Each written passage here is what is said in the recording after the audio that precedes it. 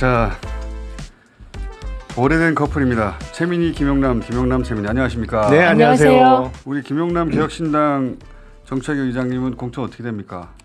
다들 공천이 확정돼 가는데 지금. 저희도 이제 조만간 결과가 나오겠죠. 네. 비례로 나오십니까? 저희가 참 저희는 김용남 정책위 의장의 공천에 관심이 많습니다. 아유, 네. 감사합니다. 예. 사실 이준석 대표 혼자서 당을 꾸리다시피 할 때 김용남 정책위 의장이 합류해가지고 사실은 그렇죠. 당이 네. 세팅된 거나 마찬가지 아닙니까? 아유, 과찬의 말씀이요. 하여튼 사실인데 뭐. 저희 그 자그마한 당이라 다 열심히 했죠. 근데 그 성과가 조금 요새 주춤하고 있어서 더 열심히 해야겠다. 제3지대 그래서 중간 점검 한번 해보려고 합니다. 네. 한 달 남았는데 출발은 이준석 신당, 개혁신당이 가장 깃발이 컸어요. 네. 높고 다들 이번에는 5석 10석 하겠다. 최소 5석 10석까지. 그 중간 평가, 중간 점검 해보시면 어떻습니까? 일단 중간에 새로운 미래측과의 통합이 이루어졌다가 그게 깨진 게 가장 큰 타격이었던 것 같아요. 만나지 말았어야 할. 아니 그러면서 개혁신당의 뚜렷한 색깔이 조금 흐려지고 그러면서 그릇은 더 커진 채로 유지가 됐어야 되는데 이 통합이 열 하루 만에 깨지면서 이도 저도 아닌 상황이 된 것이 가장 타격이 컸다고 생각을 하고 결정타였던 것 같아요. 지금까지는. 네.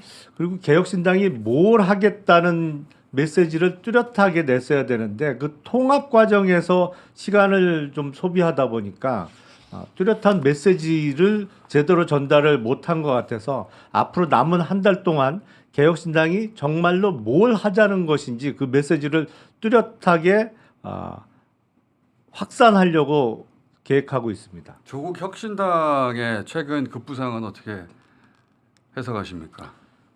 사실은 저희는 이렇게까지는 예상을 못했어요. 왜냐하면 당 대표이신 분이 지금 항소심에서 징역 2년이 선고되어 있잖아요.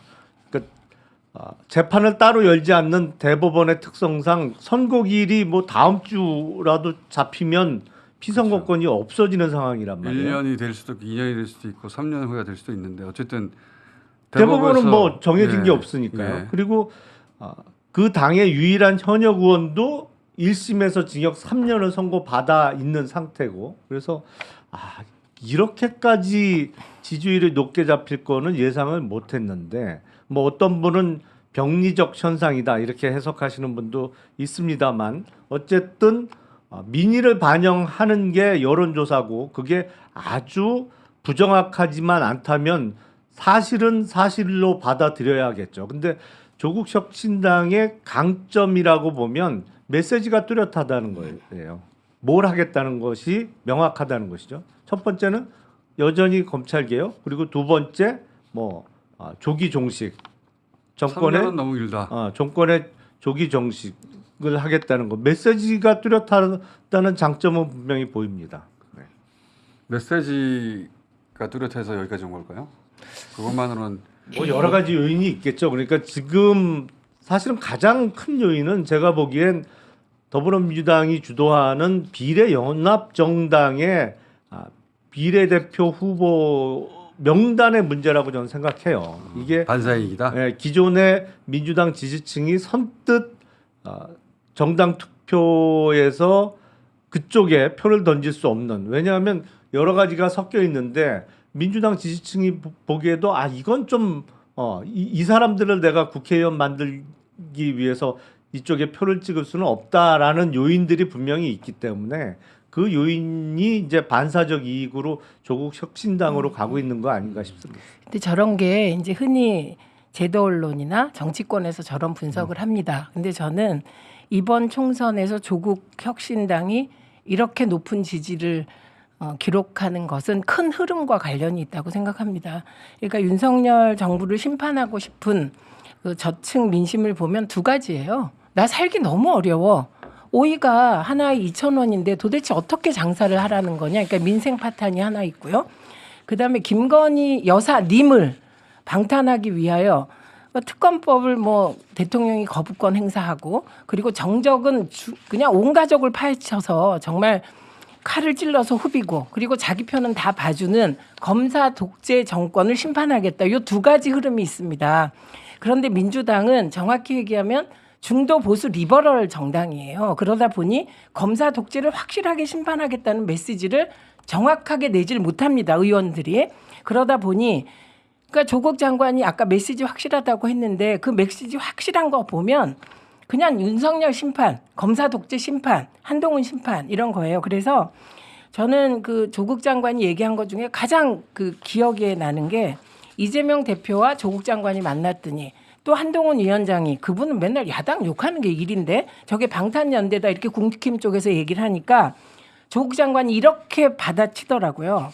한동훈 윤석열 연대가 김건희 방탄연대다. 이렇게 맞받아쳐요. 그러니까 조국 장관이 굉장히 확실하게 검사 독재를 심판하겠다. 그게 이제 조기 종식까지 이어지는 이 점이라고 보기 때문에 민주당은 민생 파탄과 그에 대한 공격 그리고 그에 대한 대안 제시.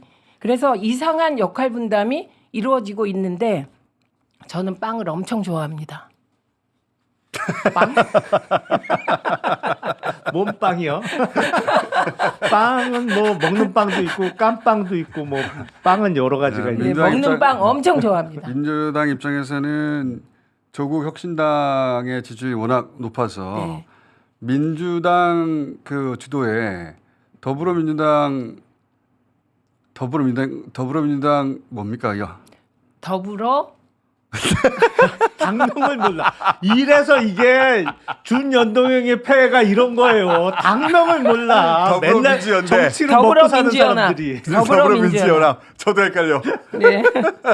하도 비슷한 이름이 많아요. 아니 그러니까 아니, 저는 이게 개혁신당을 이준석 신당이라고 해야 사람들이 알아들어요. 그러니까 조국 신당이 이름을 장악한 거죠. 네. 조국 혁신당으로 한 자만 바꿨잖아요. 이준석 신당도 그렇게 했었어야 돼요. 아니 근데 이준석 혁신당이나 그거는 아마 선관위에서 안 된다고 했을 거고 그래도 이준석 이게- 혁신당은 되죠. 될 것 같은데. 이름이 하필 조국이라 이게 이름 만들기가 너무너무 좋단 말이죠. 그건 맞아요. 이름이 어떻게 조국이야? 네. 다른 너무 좋아요. 정당들 예를 들어서 그 미래 새로운 미래. 새로운 그래, 미래도 미래? 새로운 미래? 그거는 뭐지? 그래서 새로운 미래에는 미래가 없다. 이런 얘기가 금방 나와요. 새로운 미래도 이낙연 미래당 이랬으면 지지율이 좀 높았을까요? 아, 그건 좀. 아니 근데 모르겠어요. 당명이 익숙하지 않은 것도 소수당 입장에서는 참 그 어렵죠. 어려운 점이에요. 그 국민의힘도 국민의 미래라고 했잖아요. 앞에 국민까지 붙였는데 사람들은 국민이 들어갔다 하더라도 미래 정말 많이 들었잖아요. 네. 국민의 미래 이거 이낙연 당인가 헷갈리게 돼 있어요. 아니 그리고 국민의당도 네. 있었고 그러니까 네. 국민 들어가는 당도 워낙 많죠. 이것도 헷갈리고 네. 더불어가 그나마 나아요. 더불어는 흔히 들어가는 명칭이 그렇죠. 아니어서 그래서 민주당이 더불어만 들어가면 된다 이렇게 네. 생각하고 찾을 수 있는데 국민도 많고 미래도 많아가지고 조국 혁신당이 이름이 제일 나고요. 찾기에는 그다음에 개혁신당 이거 어렵습니다. 이준석하고 연결이 잘 안 돼요. 네, 이준석을 부각시켜야 되는데 아 이게 일단 지금 일단 당명 아직도 바꿀 수 있어요. 예, 저는 뭐 당명을 바꾸시든 뭘 하든 지향을 분명히 해야 되는데 그쪽 그러니까 이준석 신당이 하려고 하는 지향이 뭔지가 좀 흐릿해졌어요. 왜냐하면 윤석열 정권을 심판하자는 심판하던지 거는 그래야 되는데 당장에 이준석 대표가 검찰 정권 심판하겠다고 하니까 내부의 조응천 의원은 생각이 다르다 이렇게 나왔거든요. 그래서 그런 지향을 좀 분명히 해주셔야 저희도 마음속으로 연대를 할지 더 싸울지 이걸 결정할 수 있을 것 같고요. 그다음에 조국 혁신당의 지지율은 이거는 사실은 열린민주당 경험이 있습니다. 민주당 지지자들에게는. 근데 그때 우리가 까먹은 결정적인 차이가 있어요. 그때 민주당이 여당이었어요. 예, 여당이었기 때문에 처음에 열린민주당은 15%까지 돌파했다가 이후에 점점점 떨어지는 과정을 많이 빠졌죠. 겪었고요. 그때는 이해찬 대표께서 확실한 민주당 지금식으로 하면 민주당 몰빵론을 강력하게 펴셨고요. 그런데 조국 혁신당이 지금 22%까지 올라갔잖아요. 이거는 야당이기 때문에 심판 정서가 크기 때문에 이 프로테이지에서 저는 이제 민주당 사실은 저도 민주당 몰빵론 입장입니다. 그런데 그 몰빵론이 아마 가면 갈수록 조금 더 힘을 발휘해서 조정되겠지만 그러나 뭐 열린민주당 같이 그렇게 떨어지는 일은 없을 것 같습니다. 근데 앞서 이제 더불어민주당이 중도 보수 리버럴 정당이라고 말씀을 하셨는데 막상 이 지금 민주당이 주도하는 비례연합정당의 그 공천 명부가 확정이 돼서 나오면 이제 순번도 나올 거 아니에요. 뭐 1번부터 쭉 나올 텐데 민주당 기존 지지층이 선뜻 손이 안 갈 거예요. 왜냐하면 비례 부분. 네, 비례 부분에 있어서 왜냐하면 제가 보기엔 진보당하고 손을 잡은 거는 이래서 사실은 그 반사적 이익을 조국 혁신당이 그대로 다 가져갈 수 있는 구조가 되는 것인데 글쎄요. 네, 지금 그걸 그 지금 성격상 더불어민주연합을 걱정할 때가 아니지 않습니까? 아유, 맞습니다. 저희 코가 석자입니다 지금. 지금 높여가실 때가 아니고 예. 지금 개혁신당이 지금 큰일 났어요. 개혁신당이 이대로 가면 2석, 3석 안쪽일 것 같은데 지금대로 간다면. 아니, 더 열심히 해야죠. 메시지를 명확하게 해야 할 것이고 저희는 분명히 야당이고 더군다나 이준석 대표가 그 윤석열 대통령과의 어떤 뭐랄까 권력 다툼에서 완전히 밀려난 것이고 저도 탈당할 때 메시지를 명확히 냈기 때문에 선명 야당인 것은 분명한데 저희는 보다 국민의 실생활에 연관된 부분 그래서 특히 경제 민주화 쪽에 초점을 맞춰서 남은 한 달 동안 메시지를 내려고 하고 있습니다. 그래서 그거는 김종인 맞아. 위원장이 대표로 김종인 보일 것 위원장이 같아요. 30년 차 하는 얘기인데. 예. 아니 그래서 그래서 더 안 좋을 것 같습니다. 왜 더 안 좋아요? 아니 그래서 근데 의원님 제 더안 말이 다 좋을 것 맞았잖아요. 이낙연 대표랑 통합하려고 할 때 제가 밖에서 계속 절대 안 됩니다. 그러면 이준석이 죽습니다. 이러면서 진짜 말렸거든요. 충심으로. 근데 지금도 경제민주화는 김종인 우정으로 우정. 네. 충심일까요? 저는 우정. 우정입니다. 예. 그래서 그런데 이준석만의 무엇으로 승부하셔야 됩니다.